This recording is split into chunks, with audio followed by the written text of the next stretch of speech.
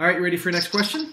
I'm all set. Yes. So earlier you were talking about all those groups that you talked to, and I know Mhm. you and I at IAPA talked a lot about how passionate you are about access and full access to the attraction. So can you tell me a little bit about a little bit more about the work that you're doing there and how that will really impact the guest experience?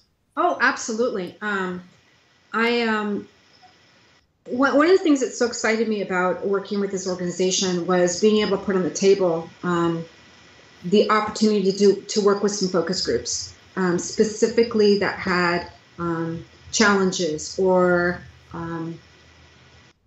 or people that would be coming with a diverse family, a family unit. Or a lot of kids, somebody that's got kids that are, 18 versus kids that are 12 and 3 and 4. So, but really focusing in on the groups that had physical and mental challenges that sometimes get overlooked. Okay. ADA has its value. ADA is very important because it allows there to be accessibility for so many people that otherwise would not be able to partake in just everyday interactions and exchanges. However, I personally don't know that I think that ADA goes far enough. And I'll couch that with saying that not every organization is in a position to be able to raise the bar. And for many businesses, meeting the ADA criteria is a struggle because of the way they operate. So being respectful of that as well, we felt that this was a great opportunity for us to really kind of really listen to what people had to say. And instead of going through consultancies, which will very often give you the information that they've gleaned in a variety of manner, and not take anything away from them, but that they're presenting the material secondhand to us, essentially.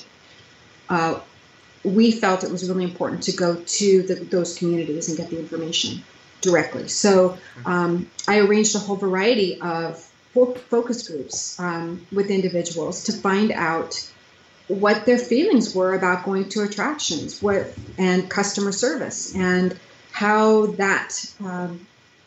those experiences been for them, positive and negative, and also what their expectations were, what they would like to see happen in a perfect world. So there was a lot of enlightenment going through that, and some of it I knew because I had friends that have had their own series of challenges, and I grew up with a cousin who has spina bifida. So I was, as kids at that time, there weren't the same kind of ADA regulations. So we were used to if we wanted to go somewhere, we would haul his chair up and down or help him. It was a big motorized chair too, but we grew up with him, so it was part of our world. But with that, when I talked, for example, with some of the folks who were visually impaired and blind, I asked them if they'd had any experiences that challenged them. And one of the stories that they shared with me was a whole group of them had gone into an antique store. They were doing some antiquing. And when they walked in, the first thing they were told was, "You break it, you buy it." Mm. So that really struck me. First of all, I know from an observational side of things that most people that are using canes are exceptionally careful, and probably far more careful than those of us who are fully sighted, who are as likely to walk into a full table of glass, vases as anybody else. Right. So that really struck me that they said that. They also said that there was another experience where they walked into a clothing store and knew that there were people in there, but they weren't told hi. Nobody said hi to them. Nobody offered to help them. They were essentially being ignored.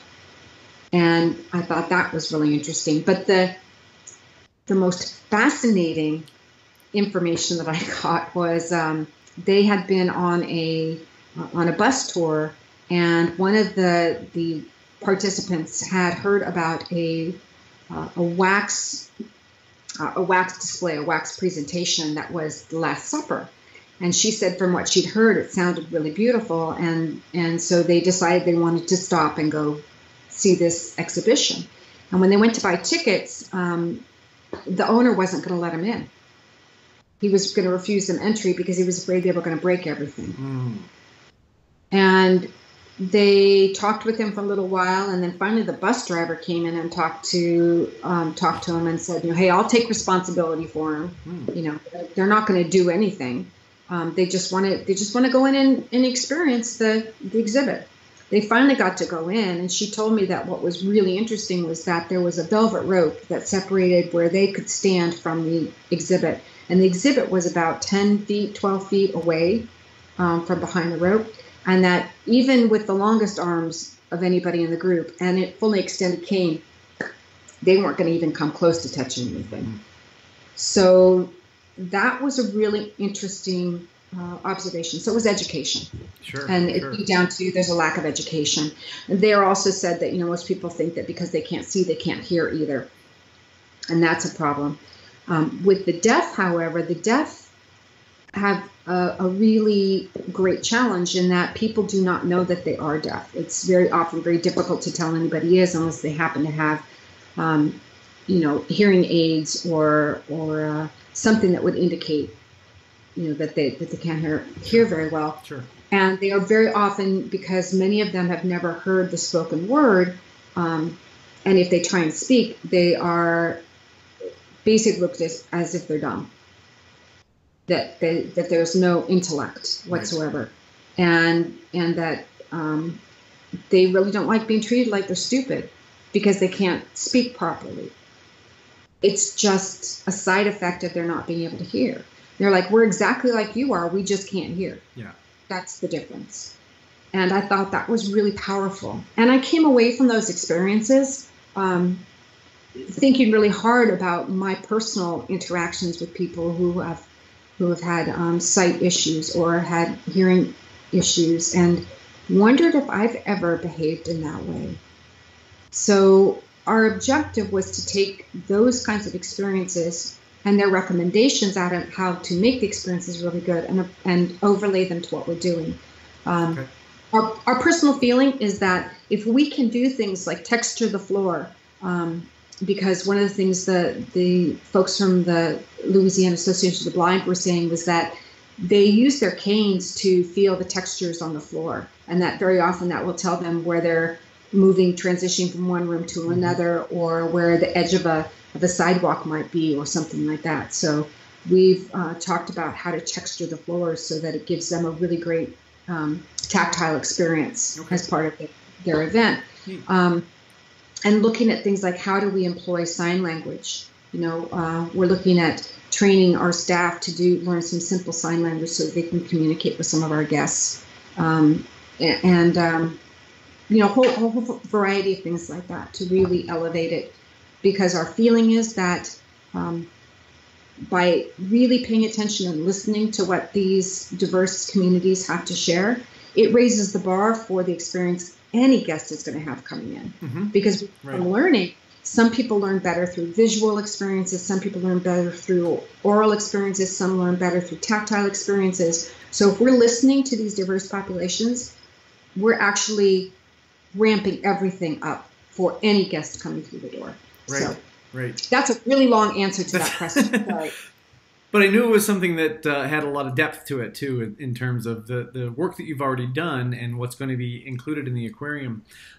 We have a sign language interpreter here in our neighborhood, and I'm sure she would love to hear that you're trying to incorporate that more, and even teaching some of the staff how to, even if it's simple things to sign, that they can help communicate with the guests. And she says the same thing. It's funny that well, I guess it's not funny. It's probably right in line that, even she says that, people will have such a different perspective on someone who can't hear or the way they speak, because it is different, that they'll think that they don't have, like you said, the intellect, or, they're not really understanding, those type of things. And it really puts a a bad spin on the whole communication Yeah. that they're having. Yeah. Absolutely. Yeah. Absolutely. So Great. it's been a remarkable journey, and it's far from being over, because I'm continuing to meet with the groups and get input. And as we move forward and do more like facilities around the country, we'll be continuing to do these same processes to make sure that we are continuing to listen and continuing to raise our own bar to make sure that we're really creating an accessible and high-level experience for anybody who comes to visit. That's great. That's awesome. Thank you for sharing all that. I appreciate it. Oh, my pleasure. Yeah, my pleasure. Absolutely. And then you guys are going to set the bar for everybody else, and everybody else is going to follow in line with what you do. Well, that's kind of our side hope, is that we're just a little organization, and we're kind of our whole thing is we are. We want people to come through the aquarium, and if they can fall in love with one thing that they see, and they walk away from it wanting to care about that one thing, if it's a seahorse, and they fall in love with a seahorse, and they're like, how can I take care of a seahorse? Mm-hmm. We're taking that conservation sustainability message then to the next level, because that person is going to be caring about it, and that person is going to share it with other people and someone else. So in a way, it's like we're taking a drop of water. Everybody coming through is a drop of water, and they get put into the ocean, and then the ripples start happening. Right. And so we want to affect change that way. That's great. In a small way.